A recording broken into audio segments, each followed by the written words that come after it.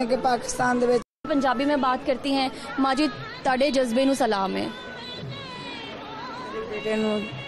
मेरे बेटे नू सलाम है, इस पाकिस्तान नू सलाम।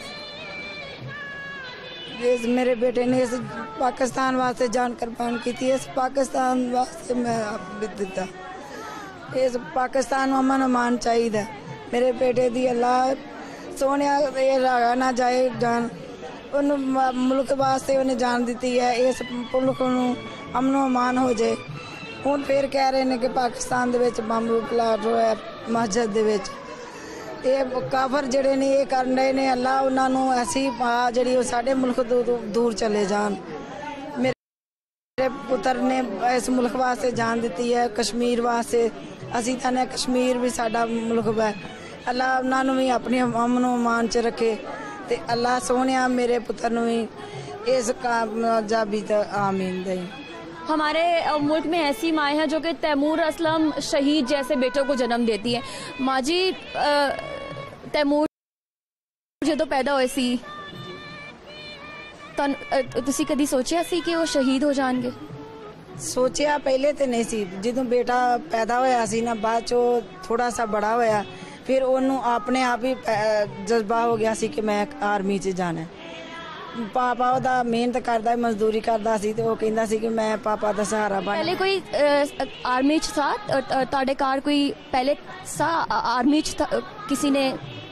तैमूर पहला सी जी, पहला ही तैमूर सी। इन्हें आर्मी च बस इस वास्ते 8वीं च पढ़दा सी, उदों तो लाके इन्हें कहा सी कि मैं आर्मी च जाना है।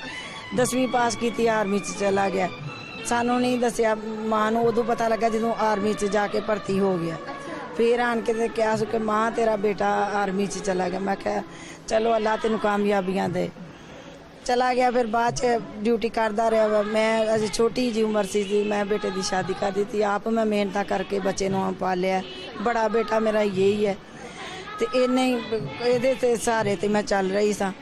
मियाँ मेरा तो इन्ने जोगा नहीं, तो मैं कहती सा कि मैं अपने बेटे का सहारा बनना, बेटे ने मेरा सहारा बनना।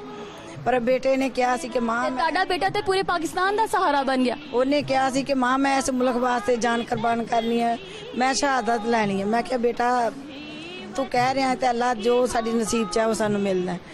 वो चला गया, इत्ते आया ध्यान के, तो कहना कि मां मैं इस तरह जा रहा वा। तो मैं क्या बेटा जा, तेनू अल्लाह दियां रखा।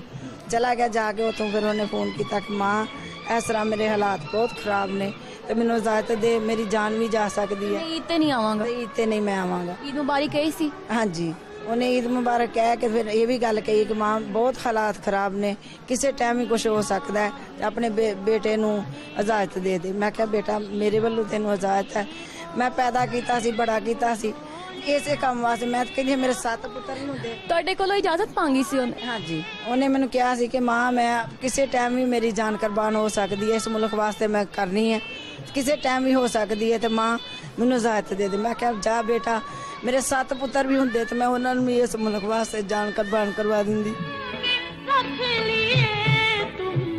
पर बड़ा बेटा मेरा वो ही सी। उन्हें फिर जो इन्नी गल कही है, उस टाइम मेरा दिल तो फटिया, पर फिर भी मैं उन्हें कहा कि जा बेटा तेनू अल्लाह दियां रखा। चला गया। जिन्ना आंदे ने तुसी ओनू इजाजत दी कि जा शहीद हो जाओ मुल्क दे वास्ते? मैं क्या सी, मैं इस मुल्क वास्ते मैं पैदा किया है, ये अल्लाह दा